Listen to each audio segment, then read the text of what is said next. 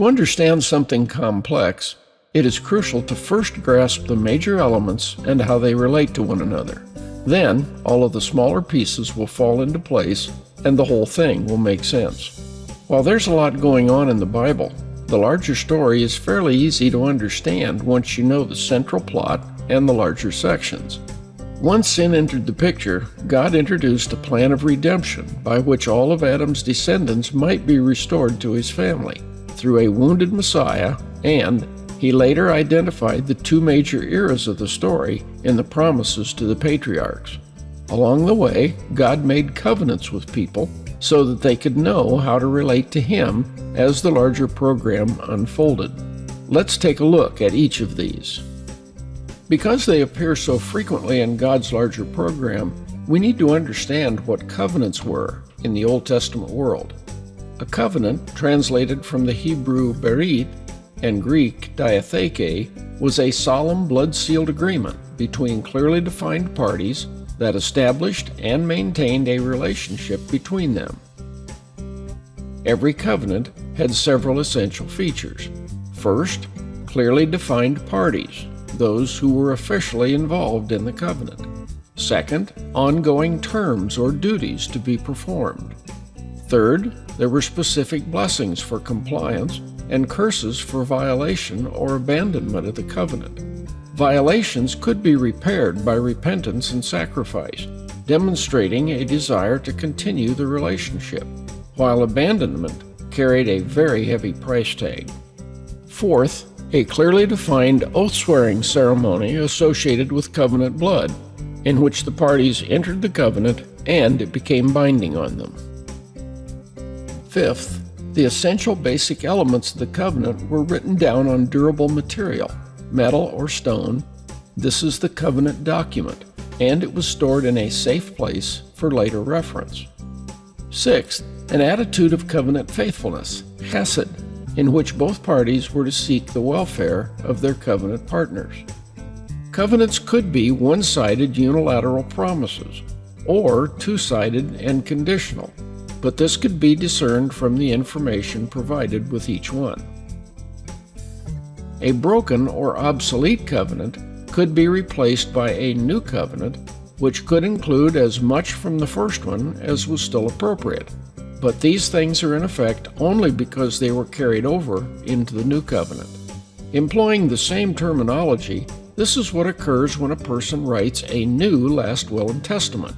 Some features are usually carried over into the new will, and these items will be specifically mentioned, but the earlier covenant or will is finished and over with. Keep this principle in mind because it will clear up some theological confusion that has been present for a long time, and we will come back to this later on. The first promise, and you could say the central core of the story, is the promise that came in response to the first sin in Eden in Genesis 3:15. God would deal with our serpent and sin problem through a promised Messiah, a male who would be born of a woman, deal the serpent a lethal head wound. This Savior would himself be wounded, but in the feet, which signifies a relatively lesser wound. Thus, the central story unfolding in the Old Testament is that someone is coming to redeem mankind by his own suffering. After the promise of a wounded Messiah in Genesis 3:15, there were more prophetic hints about what to expect. Psalm 2, the Messiah would be opposed by a conspiracy, but God would exalt him as king anyway, and the nations or Gentiles would be warned to honor the Son before he returns in judgment. Psalm 22 described the crucifixion, after which the Gentiles would come to Israel's God. Isaiah 9 verses 6 and 7. While born of a woman, he would be an incarnation of the mighty God and eternal Father. In Micah chapter 5 verse 2, he would be born in Bethlehem, but his existence would stretch back into eternity. In Isaiah 52:10 through 53:12, he would suffer for the sins of others and be exalted afterwards. First century rabbinic theology was misguided on many points and had prepared the Jewish people to expect some wrong things. But Jesus came intending to fulfill God's original purpose and what the prophets predicted, suffering to deal with our serpent and sin problem. In Matthew 1, verse 21, the angel told Joseph that Mary's child would deal with sin. In Luke 2:25 through 35, Simeon told Joseph and Mary that their child would be a light to the Gentiles, would impact the rise and fall of many Israelites, would be opposed, cause her grief, and cause the secrets of many hearts to be revealed. While many first-century Jews, and an even larger crowd today, have been taught to expect the Messiah to be an earthly king, Jesus repeatedly noted that he had come to suffer and die for sin in Jerusalem and then be raised. Just before he was arrested and crucified, Jesus mentioned in prayer that he had accomplished what God sent him to do. After his resurrection, Jesus told the two men on the road to Emmaus that their confusion was rooted in failing to understand that all of the prophets were pointing ahead to what had just occurred. On Pentecost, Peter declared that what had occurred was what God intended all along, and shortly after, that this was what all of the prophets had been predicting, which Paul also came to realize. After the first prediction of a wounded Messiah to be born of a woman, God began marking out the lineage that would eventually lead to this Messiah, with Genesis 5 giving us the line from Adam and Seth to Noah. Genesis 11 picks up the line with Noah's son Shem and takes it down to Terah, the father of Abraham. At this point, we encounter three men in this lineage who would later be known as the Patriarchs, or fathers, Abraham, Isaac, and Jacob, whose name was changed to Israel. To these men, God made important and specific promises, recorded in Genesis 12, 1 through 3, 26, 1 through 5, and 28, 10 through 15. And these promises foretold the two major eras during which God's larger plan would unfold. First, God promised to bless and protect the patriarchs personally. Second, the first major era would unfold as God made their descendants, the 12 tribes descended from Jacob, a nation in the land of Canaan. God's promises to Abraham in Genesis 12, 1 through 3 became a formal covenant in Genesis 15, with the covenant sign of circumcision added in Genesis 17. In the context of making the formal covenant, God told Abraham that his descendants would not become a nation in Canaan until after they had spent 400 years in another land, and then they would be led out with many possessions. The Mosaic Law and Covenant was given in connection with this first era to function as a constitution to govern Israel's national life in Canaan as they awaited the Messiah.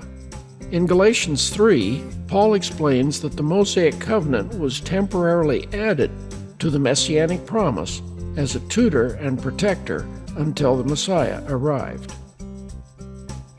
Finally, the second major era would unfold with the Messiah's appearance to deal with humanity's serpent and sin problem and provide blessings that would then be offered to all of the families of the earth. The importance of God's promises to the patriarchs is why you will often see later reference to what was unfolding as being tied to God's promises to the patriarchs, or fathers, or to the three of them by name. After Abraham, Isaac, and Jacob, the Messiah's lineage specifically passes to Jacob's son Judah. Ruth 4 takes the line from Judah's son Perez down to Jesse and his son David. The Gospels of Matthew and Luke provide genealogies that connect David to Joseph and Mary. Jacob's son Joseph brought his family to Egypt, later understanding that God was behind his brothers sending him there earlier. And he later realized and reminded his brothers that they were now entering the 400-year period foretold to Abraham, and that God would eventually visit them and lead them out of Egypt and into Canaan. The predicted 400 years passed, and the time for Israel's relocation from Egypt to Canaan arrived. When God called Moses to return to Egypt, he told Moses to bring the people back to Mount Sinai on their way to Canaan. However, from what we read in Exodus, it does not appear that Moses or the Jewish people remembered the promises, nor were they anxious to participate.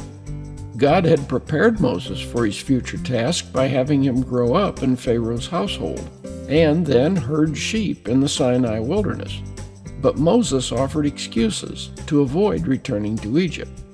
From their responses over the next 40 years, the Jews Moses tried to lead wanted to return to Egypt and eventually refused to enter Canaan. When the Hebrews arrived at Mount Sinai, God offered them a special covenant relationship with him, which included instructions for their new national life in Canaan, along with covenant promises and curses.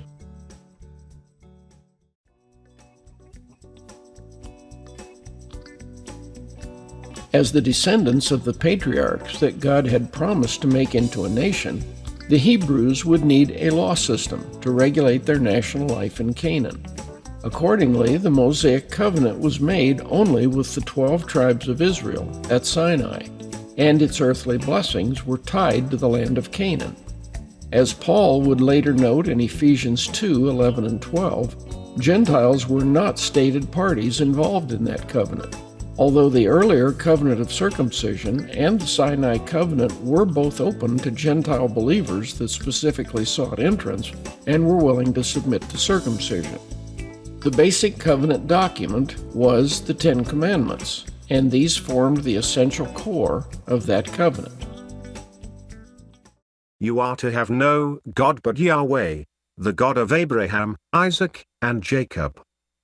Do not make images to worship, attempting to portray God in terms of something created.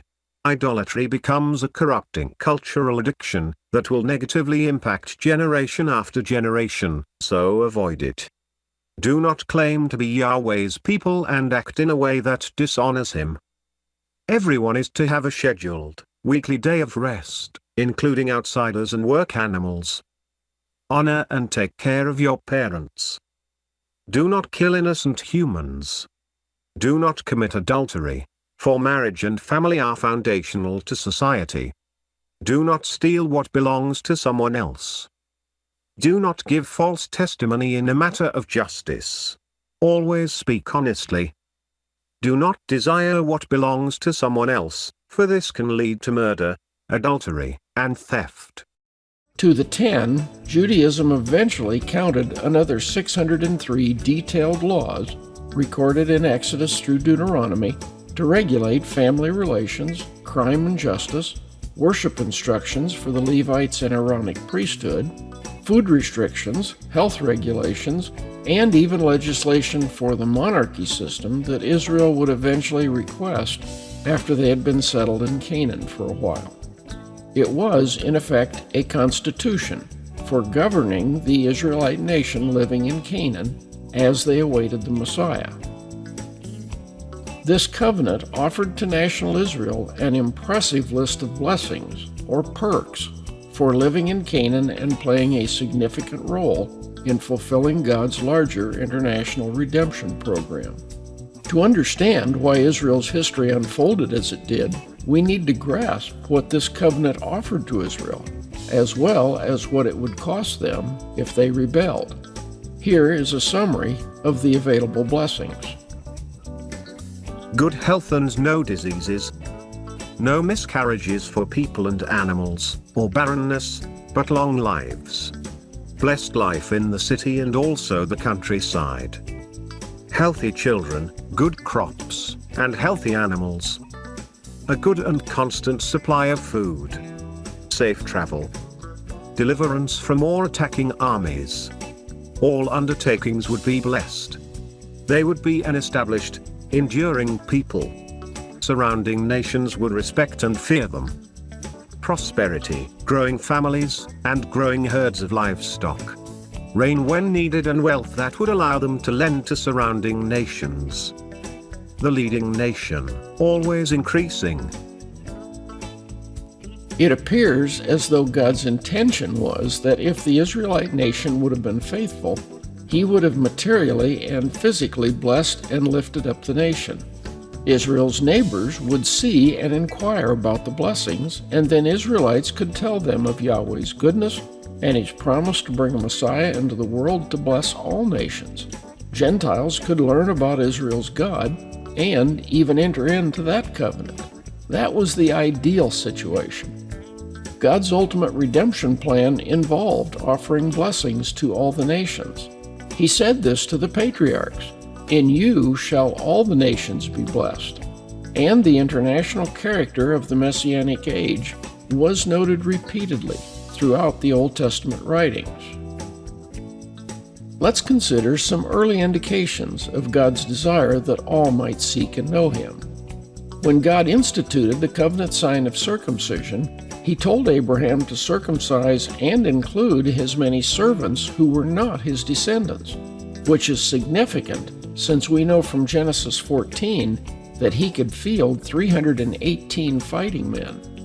Later, under the Mosaic covenant, the ordinance of the Passover was restricted to Israelites only, but Gentile seekers, strangers and sojourners who wanted to participate, if they submitted to the covenant sign of circumcision, they were to be accepted and viewed as native Israelites. God's love for and plan to offer redemption to all people is why He commanded Israel to love, welcome, and treat outsiders with fairness. God had to remind Jonah of His love for more than just Israel when the prophet was disappointed that Nineveh had repented. And Peter finally realized this in the home of Cornelius. While tremendous blessings were available to Israel through the Mosaic covenant, covenants also have curses for rebellion. The curses are not just the loss, but the opposite of the blessings. Compare Deuteronomy 28, verses 1 through 14, with verses 15 through 68, and it becomes obvious that an unfaithful Israel could expect to be cursed in the city, country, kitchen, offspring, crops, herds, coming in and going out, curses, confusion, and rebuke in all undertakings until they were destroyed, pestilence, consumption, fever, inflammation, heat, sword, mites, mildew, drought, defeat before their enemies, the boils of Egypt, tumors, scabs, madness, blindness, bewilderment, oppression, robbery, and the ultimate curse would be the loss of the land by conquest and exile. In Deuteronomy 30, right after he explained that the law was not too difficult to keep, in verses 15 through 20, God clearly laid out the two paths that were available to Israel and what was at the end of each path.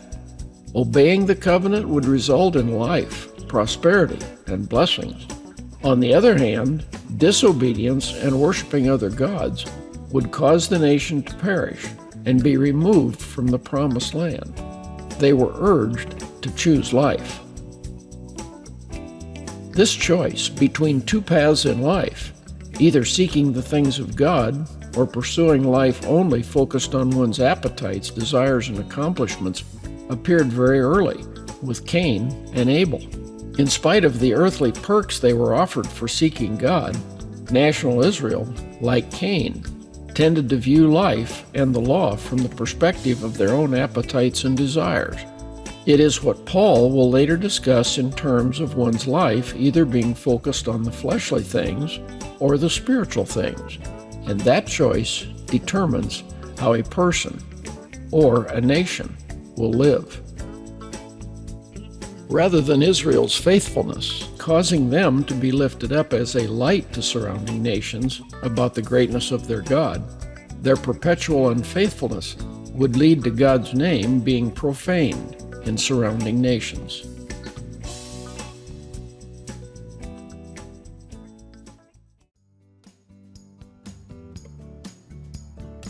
One of the major issues, especially for Jewish followers of Jesus in the first century, was what about the Mosaic covenant that had been so central to Israel's national life for 1400 years?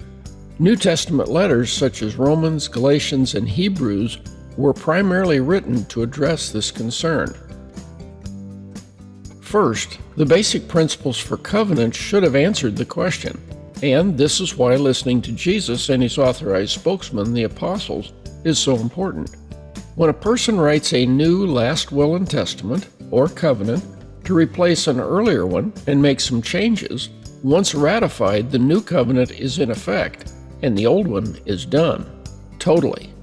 You can carry over as much from the previous covenant as you desire, but the new covenant is the one that's in effect, and it will again identify parties, specify terms, promises, and curses, and identify the oath-swearing ceremony. Second, God's promises to the patriarchs suggested 2 specific eras to come in the future. In the first, the focus would be on their physical descendants becoming a nation in Canaan. This would occur after the Hebrews had been in another land for 400 years, and the Sinai Mosaic Covenant was added to the Messianic promise at this point to function as a constitution to govern Israel's national existence in Canaan as they waited for the Messiah. However, the ultimate goal of God's program, as stated in the promises to the patriarchs, was that blessings would eventually be offered to all nations, which would be fulfilled with Jesus' appearance to deal with sin, and then he sent out his apostles to share the good news and make disciples in all nations. Shifting the focus from the Hebrew nation in Canaan to an era of blessings offered to all nations suggests that a new covenant would be required. God announced the coming of a new covenant with Israel and Judah in connection with the end of the failed monarchy era, as Judah was about to be conquered and exiled to Neo-Babylon as the ultimate covenant curse for centuries of idolatry and covenant unfaithfulness. Third, as Peter noted in Acts 15:10, why were the Judaizers so anxious to require Gentiles to be proselytes into Judaism before they could get to Jesus? Israel's history demonstrated how poorly the Jews had done in keeping that covenant, and we will examine Israel's squandered opportunity in the next video. The new covenant was plainly predicted. Through Jeremiah, God said that he would make a new covenant with the house of Israel and Judah. It would be different from the Sinai covenant, which Israel broke at the mountain and then continued in covenant unfaithfulness for centuries. Rather than infants included by their parents and then later taught what they had to do, in this new covenant every member would be there willingly, by their own knowledgeable decision. A major focus would be forgiveness of sin. I believe that this is the covenant to be made by the Messiah in connection with the final 7 years of the 490 years to finish God's focused dealings with the Jews and Jerusalem in Daniel 9:24-27. 200 years after Jeremiah, the prophet Malachi foretold a messenger to go before and prepare the way for the Messiah, after which the Messiah would appear as the messenger of this promised new covenant. Jesus plainly declared that he was inaugurating the new covenant. On the night before his death, Jesus explained to his disciples during the Passover meal that the bread he broke and passed around represented his body to be given in sacrifice the next day, and the grape juice passed around represented his blood, which not only would atone for sin, but also would initiate the new covenant. Covenants, like a last will and testament, are not in force until the death of the one who made it, so this new covenant would not be in force until after Jesus died, with its terms first publicly explained on Pentecost in Acts 2. Why should we listen to Jesus and his apostles? Well, if Jesus is the promised Messiah and God incarnate, then he is the ultimate authorized spokesman on how to understand these things. We should pay close attention to what the law and prophets actually foretold, and then look to Jesus for the only inspired commentary on how to understand what happened. What Jesus said comes to us through his chosen apostles, who were given bind and loose authority, made the patriarchs of the new covenant Israel, and placed in the foundation of the New Covenant people gathering around Jesus. So, what evidence do we have that Jesus' first coming brought a significant covenant change? To the Samaritan woman, Jesus hinted that Jerusalem temple worship was coming to an end. An hour is coming when neither in this mountain nor in Jerusalem shall you worship the Father, for God is looking for sincerity and truth in the hearts of people, rather than geographically located ceremonies. The food restrictions were ending. Jesus associated defilement with evil thoughts coming out of the heart as evil deeds, rather than foods going into the mouth. As Mark's gospel was Peter's material written for the church in Rome around the time of Peter's death, the comment, "Thus he declared all foods clean," was probably Peter's reflection on Jesus' teachings after his experience in the home of Simon the tanner. While animal sacrifice was stipulated in the Mosaic covenant, it would come to an end with Jesus' final atonement offering. God had already expressed his dismay at the Jewish misunderstanding about sacrifice through Isaiah in chapter 1, verses 11 through 18, with Jesus twice asserting what was earlier said in Hosea 6:6, that God was more interested in justice and mercy than ceremonially sacrificing animals. Jewish men gathering to Jerusalem 3 times a year for the Passover, Pentecost, and Booths festivals was reversed with the Great Commission instructions to spread out from Jerusalem to inform the nations of the gospel and the Messiah's blessings. In Christ, the distinctions between people such as Jews and Gentiles came to an end. In fact, just as Gentiles were included in the circumcision covenant and in the Mosaic covenant were to be viewed as native Israelites if they submitted to circumcision, Gentile believers baptized into Jesus are blessed with Abraham and Abraham's offspring. As important as circumcision was, being a covenant made with Abraham, and required for Gentiles to participate in Israel's festivals, this clearly changed. Being a true Jew and having true circumcision became a matter solely of the heart rather than the flesh. Gentiles coming to Jesus under the new covenant did not have to be circumcised. The apostles and Jerusalem church leaders rejected the position that Gentiles had to be circumcised and keep the law of Moses to get to Jesus.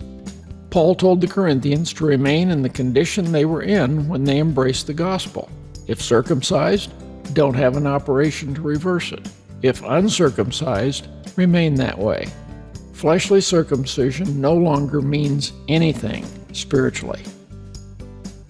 To the Galatians, Paul offered an allegory about 2 covenants, associating the covenant made at Sinai with earthly Jerusalem, Hagar, and Ishmael, while the new covenant is associated with Sarah, Isaac, and heavenly Jerusalem. Anyone receiving circumcision, seeking to be justified under the law, is severed from Christ and fallen from grace. Paul obviously considered this to be a very serious issue. So how do we know what was continued and discontinued from the Mosaic covenant? Listen to Jesus and his apostles.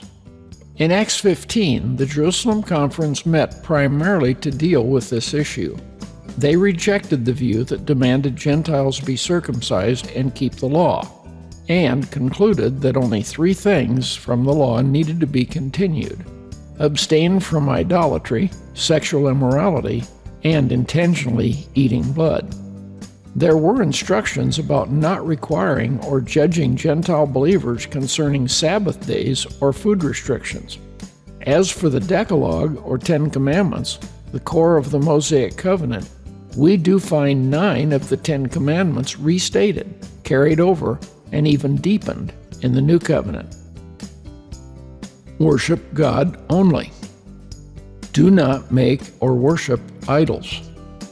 Honor God's name, and do not claim to belong to God lightly. Honor parents. Do not murder. Do not commit adultery. Do not steal. Do not bear false witness. do not covet. The Old Testament is essential background material for New Covenant people. The law does identify a lot of things that God considers sin, and things in Israel's history were recorded as lessons for later generations. However, the Mosaic covenant is no longer in effect, which is why we read things like this in the New Testament letters. Those under the law are under a curse. It was added until the Messiah arrived, but once he arrived, it is no longer in effect. Jewish believers died to and are released from the law. Christ had broken down the barrier or the dividing wall between Jews and Gentiles in the law of commandments and ordinances, and canceled the certificate of debt and decrees, nailing it to the cross. After noting 3 times that Jesus mediated the new covenant in Hebrews 8, we see Jeremiah 31:31-34 quoted, and it is explained that the new covenant replaces the covenant made when Israel came out of Egypt, which would be at Sinai, which was broken even before Israel left the mountain. That covenant had become obsolete, was growing old, and was ready to disappear, which it would do when Rome destroyed Jerusalem and Herod's temple in 70 AD. A persistent error, beginning with first-century Judaism and revived with the Reformation, is the belief that the Mosaic Law was a work salvation system requiring perfect obedience, but it failed because nobody was good enough to keep the law. What's wrong with this idea? Well, first, from Eden, the solution to humanity's serpent and sin problem, from God's perspective, was always the promised wounded Messiah and faith in God's mercy and grace, not Mosaic law-keeping. Second, even when the Mosaic Law was in effect, it was not too difficult for anyone to keep. God wanted Israel to keep the law and receive great blessings while living in the land of Canaan. In Deuteronomy 30, verses 6-14, Moses explained quite plainly that the law was not too difficult to keep, nor was it a demanding quest that only a superhero could accomplish. We have 3 later cases of Jews who did keep the law. Zacharias and Elizabeth were righteous according to the law. The rich young ruler claimed to have kept the law since his youth, and Jesus did not rebuke him for thinking this, but told him the next step was to embrace the promised Messiah standing right in front of him. And Paul said that according to the law's righteousness, he was blameless. The problem was not the Mosaic covenant or law, but how one approached it. In Romans 9:30-32, Paul identified this as Israel's major theological mistake. They approached it as a work system rather than in faith and love. All that was required was that Israel listen to what God told them with a circumcised heart and a loving faith that was committed to obeying and pleasing Him, and showing concern for the welfare of others. Jesus and Paul would point this out in their time. The commandments could be boiled down to 2 basic principles: love for God and love for other people, for love fulfills the law. Third, the Mosaic Law did not even offer ongoing righteousness or eternal life, while there were things available through Christ that were not offered in the Mosaic covenant. The law offered Israel earthly blessings in the land of Canaan as they awaited the Messiah. And finally, Paul repeatedly emphasized that justification does not come through the law, and that nobody could be justified by law-keeping. Salvation was always through faith in God's merciful forgiveness graciously provided in the wounded Messiah, not through works of the Mosaic covenant. Jesus' death for sin reached backwards to the faithful before his time, as well as forward for believers in this age. The promised Messiah was always central, The Mosaic covenant was added to this earlier and greater promise until the Messiah appeared. When that occurred, the first covenant was fulfilled and finished. The book of Hebrews tells us that the Mosaic covenant was replaced by the predicted new covenant that offers a better hope, is a better covenant, with a better sacrifice, a better possession, a better country, something better, and better blood.